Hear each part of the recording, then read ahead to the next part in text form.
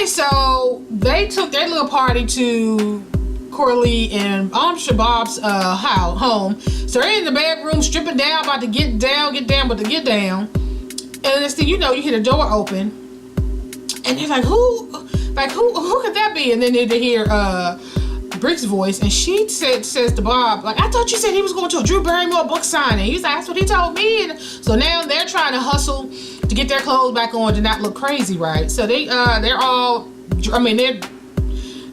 to get their clothes on, and so they Brick and Nonnie, they walk in because they're trying to find Patty because she never showed up for the book signing. So they're like, what the hell? What is going on in here? So he's looking at them all crazy, and he's like, oh well, he said, I thought you hated Dad and you wanted Barnard to die.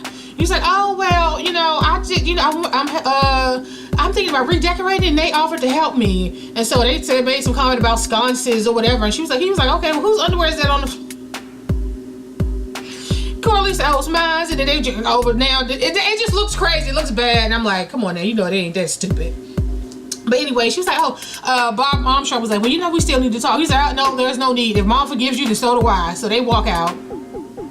Nonnie is still, like, well, it's not like her to miss Drew Barrymore. And, Bob, Brick was like, well, she's been acting a little weird lately. And you know what? If she doesn't show up by morning, then we can freak out. So just right for now, just go home and go to get some rest. So,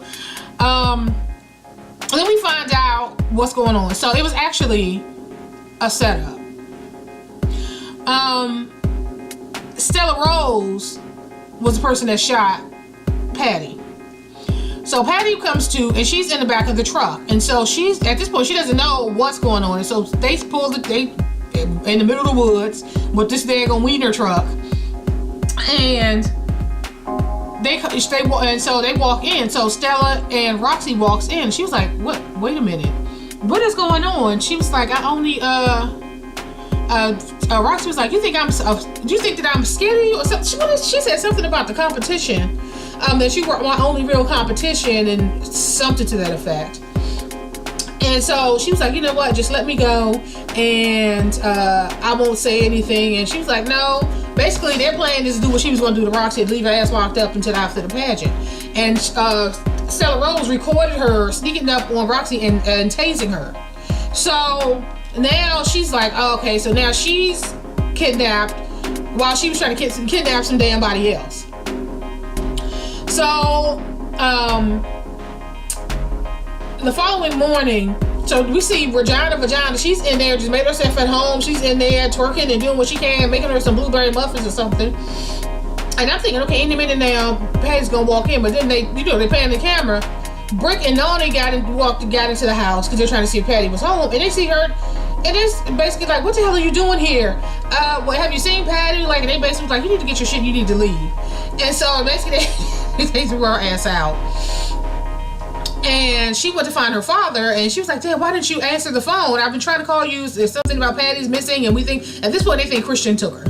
And so then Choi comes off in the back and was like, oh, it's, somebody stole the wiener truck, and they posted. So what happened was, while Stella Rose and she still had Patty tied up in the back of the truck, but Roxy had to go back because she still has to prepare for the competition.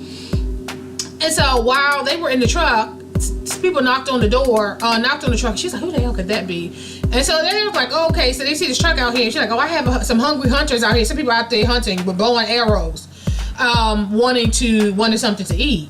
And so Patty took that time to cut her restraints, and she jumps out, and she makes a run for it. And so, of course, her and Stella takes off behind her. They leave the truck there. So the hunters actually took a picture with the truck and posted it to social media. And so Choi, they see the photo, and they're like, we don't know who took it. And so they were looking at it because she had wrote something on the board about some bar mitzvah or something. And Nonnie was like, that's Patty's handwriting.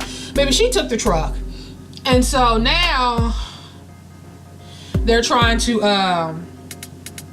figure out what in the world is going on. Now we flash back to Bob. Bob was all in for this threesome. He was like, okay, well, we can make plans after the competition to meet up at the hotel for brunch. And like, he's really trying to get this whole threesome going, because in his mind, if he could have both of them, then he won't have to make a choice. So his motives are completely selfish. And I think the mood is passed for Coralee and Barnard. They're like, whatever. So, okay, so Barnard and Armstrong are going over Roxy's look. They're kind of seeing how they're gonna do her hair. They already have the dress, you know, just her makeup and all this stuff, right? So Armstrong, he takes her dress, he leaves to take her dress to the cleaners. And Magnolia walks in and she says that, you know, she's, you know, felt like she's healthy enough to compete again. And so he's like, oh, you know, I thought that, you know, you were unhappy doing pageants, and that's why, you know, one of the reasons why she kind of got so out of control is her drug use and all that. And she was like, no, it stopped being fun when it just became something else. And so now she feels like that she's healthy and she wants to compete again. And she was like, and it's just in time for regional. So of course Roxy's like, what? So she wants to register for regional, so then she'll be Roxy's competition. So now they got Patty out of the way, now they got Magnolia. And so he basically was like, you know what, no, let's take some time, you know, your doctor said the pageants are a trigger for you, and I just don't think it's a good idea. And she was like, well, why? Because you're coaching her, talking about Roxy. He was like, wait a minute, you said you wanted me to reach out to her. She said, because it was the he said you told me to reach out to her. He said because it was the right thing to do. And she was like, I like the unethical you better. And so she walks out. So now she's feeling some kind of way, like Roxy is now replacing her. So he's saying like, oh, okay, what now? So Patty, she's still running down the street, flags down the car. Who was it? Roxy. So Roxy pulls a gun on her, a rifle or some shit, forces her in the car and takes her back, and they have her handcuffed now back in the damn weenie mobile in the woods. Okay. So Coralee shows up at the hotel. Because remember, Bob Armstrong still wants this whole threesome to go down. And so she's like, I just don't, you know, for her at the time, for her it was just a moment in time. You know, she felt some kind of way that night, and she was like, you know, I just don't feel like I'm cut out for that. And he talked to her, and then next, you know, there's a knock on the door. Bob Barnard shows up, and then he gets his wish. He was able to talk. They talked about it and decided. They went on with it, right? So, Christian, he's trying to find Patty. And so he's like looking on his phone, and it takes him to, like, he's following some kind of tracking GPS or something. It takes him to a box in the park. He knocks on the box. Who's in there? Regina. He's like, so he's confused, right? Because the gift that he bought Patty was a bracelet, and the bracelet had a tracking device on it, some kind of tracking thing where he could locate her. So, but Regina stole it, so that little GPS thing led him to her stupid behind. And so she's trying to talk to him about how winners win, and winners win by any means, and he's telling her that give her something that she really wants. And he was like, I can't believe I'm taking advice from a person living in a cardboard box. So the next thing you know, he receives a text, because while they were in the van, Nonnie kept texting Patty, because they're still trying to figure out where the hell she is. And so Roxy had her phone, and so she unlocked the phone and sent a text to Christian, or to whoever, but Christian got the text, and it was like, sorry for ghosting you, you know, I got this stuff, something going on. But he was probably looking at the text like, she won't even talk to me, she won't even, you know, that was kind of weird, right? So like, I guess I hope he saw that as weird. So the next thing you know, the door opens, Magnolia gets in, she's trying to buy drugs from him. So your father already told you the pageants were a trigger. He doesn't want you to get involved in it because it's going to probably send you back spiral. It's going to jeopardize your sobriety. And then here you are, because of the pageant, you go to your drug dealer to buy drugs. So, I mean, was he wrong? So she decided that she wasn't going to concern herself with what he thinks. That she's going to go ahead and register, and then she's going to kick everybody's ass in the pageant. So Magnolia has her own vendetta, I guess, that she needs to settle. Okay, so it seems like it was fun had by all. So they are basking in the afterglow of their little tryst, and Barnard got up because he had a meeting with Bob Armstrong's father, and he was like, he's probably going to strip me of my senior partnership. But he, you know, said his goodbyes, gave them both a kiss of goodbye, and he left to go to his meeting. And so they just, you know, laid there for a while and talked. And, you know, she, you know, had to admit that she actually enjoyed it. And he's like, oh, well, we gotta figure out what about the living arrangements and just that. I'm thinking to myself, God damn, what, do you think y'all gonna all be living together under the same roof? Like, what is going on here? And you still got the kids involved, and like, y'all gonna all be living up under the same roof screwing with the kids in the house. So he got up because he said he got to go and, you know, deal with Roxy and make sure she's all set. And, you know, they say their goodbyes, and he gets to the office, and Stella Rose is in his office, and he's like, okay, what the hell are you doing here? He said, yeah, I came to put into your thoughts of coaching Roxy. He said it was never really a thing. I played you. And he said, what are you talking about? I wanted you to feel like, I wanted to let you know that you would never be a winner and that you would never have your dream and this, that, and the third. And she felt like it was going to crush him, right? But as far as he's concerned, he got his Coralee, he got his Bob, and he's happy. Life is grand and wonderful. But of course, she doesn't know that. So she was doing everything she could to get under his skin, and he was basically like, you know what, this should bother me. He was like, but it doesn't.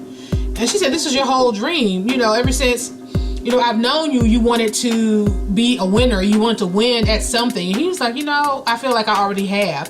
And so she could see that her crazy was starting to surface. And so because she couldn't get to him the way she wanted to, she thought that she would get to him through Patty. And so remember, Patty's still handcuffed in the back of this truck. And so she said, you know what I'm going to do? So she comes back into the truck looking crazy, her mascara all running down, and Patty's looking at her like, Stella, are you okay? She's like, no, not really.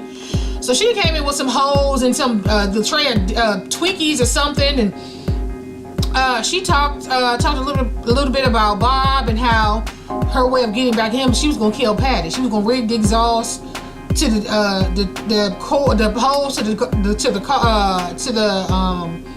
the exhaust or the tailpipe or something, so that Patty would be killed by, I guess, carbon monoxide poisoning, and Bob would always blame himself, and so she would finally get what she wanted, to see him crush and all that. And so she left out, I guess, to go hook whatever. I don't know where the hell she went, because Patty used the cream from the tray of ho-hos, but I guess it was supposed to be her last meal, to make her wrist hand slippery enough to slide out of the handcuffs. And they said, you know, she driving the Wienermobile.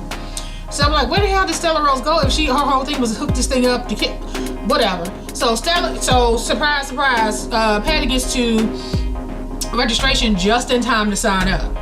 So Nonnie and Brick and Choi pull up, and she's like, oh my God, you're alive. Where were you? What is going on? And so while they're talking, she gets a text from Magnolia saying that she knows what she can do she can do to win. And so Brick was like, and you trust her? She was like, at this point, I really don't have a choice. What I think happened, I haven't seen this yet, I think Christian kidnapped Magnolia because he knew that Magnolia was her competition. And remember, Regina said that if you want her to fall in love with you, give her something she's always wanted, and that is to be a winner. So I think Brick sent that text. We're about to find out. Okay.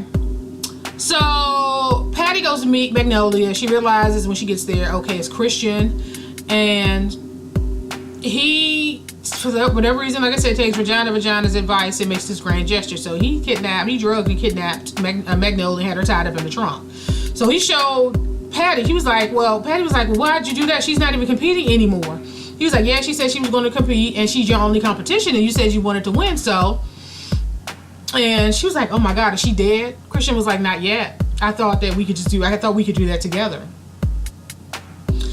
And she was like, you want me to kill her? He was like, yeah. And so she goes over to untie her, like, this is crazy. What kind of person kidnaps somebody? And of course, completely disconnected from her own bullshit that she's done. Then she takes a step back like, oh my God, I would. He was like, what are you talking about? I was. So she goes to the whole thing, how she tried to kidnap Ross, but then she ends up being kidnapped. He's like, well, how did you get away? And so Magnolia starts to come to, and he's like, you got to do it now. So he hands her a crowbar. And he was like, she's starting to wake up. You got to do it now because she's already seen the both of us and da-da-da-da. And so Magnolia gets away, and he starts talking to her. She ends up being Christian.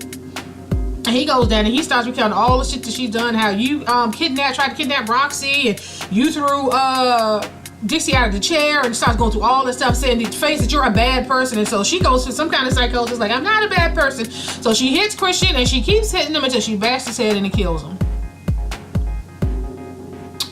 So Bob is now confronted with now having to make a choice. So he thought that there was going to be one big happy family. So Coralee and Bob Armstrong is at Bob Barnard's house. They're in the kitchen pouring wine. Barnard walks in. It's like, basically, what's going on here? And it's, you know, they were talking, and he's like, I never said I wanted a relationship, want this to be something. I thought that we would just get together occasionally and have sex. But only so that you didn't feel left out, talking to Coralee. And she was like, feel left out? Okay, so he was like, well, I need to talk to you in private. And he was like, well, we shouldn't have secrets from each other. And he was just basically like, I'm not in a relationship with her. I'm in a relationship with you. That was basically Barnard's fault. He basically like, I just gave up my political career for you. He's like, what are you talking about? Your father told me that he would back me for mayor if I if I dumped his gay son, because he doesn't want his gay son in the public eye. He's like, what? And Coralee was basically like, both basically. Coralee and Bob Barnard was like, this is not going to work. You're going to have to choose. We are not going to be able to work to do this, be together. And so now he's about to have a panic attack. He's like, wait a minute, everything was perfect. We had a good time. We had great sex. It was just, and they just like, now it's like, shit off the pie. You're going to have to choose, or you're going to lose both of us. And so you see him like when the whole thing happened, and he ended up in his car, and he had his gun in his glove compartment. Here he is again. He's sitting there like his life is falling apart, and again, he pulls the gun out, and he's about to blow his brains out, and who calls? Patty, needing help. And so he goes to help her, and he's like, well, what's going on? So she opens the trunk, and she shows, she's already covered in blood, and he's like, what the hell happened? What are you doing? And so she opened the trunk, and she showed Christian's bludgeoned body in the trunk. He up in the trunk of his car, and he's like, oh shit, oh my god. So in true Bob fashion, he decides he's going to help her. So he gets her out of the bloody clothes and gives her what was supposed to be Roxy's dress, and they put Christian in the car, and he sets the parking brake because they're on a lake, and they put the car neutral, let it roll into the water, thinking that it would sink. And he's like, and it's just sitting there bobbing on top of the water, like, and so of course Bob was like, fuck, what else could go wrong tonight? And she was like, I may have killed Stella Rose too. So like I was saying in the beginning, I was wondering if Stella Rose left out of the truck to hook the thing up to, like, what happened to her? Why is she now driving? Because she done fucked Stella Rose up too, and Stella Rose's body somewhere in the woods. So now, Patty's a damn serial killer. So Bob just looked at her and was like, okay. And that's basically how the episode went off. So, that bitch is psycho. Everything she touches turns to shit. She ruins everybody's life. It's like, she is so fucked up that she just leaves so much chaos and craziness in their wake. And of course, remember, Magnolia can still identify at least Christian as the person that kidnapped her, and she know at least Patty was there. So we don't know how this shit's gonna come up on season 2. I don't even check to see if it was renewed for season 2, but my head is killing me. Y'all, I'm going to end this here, and I guess I will see you guys next season.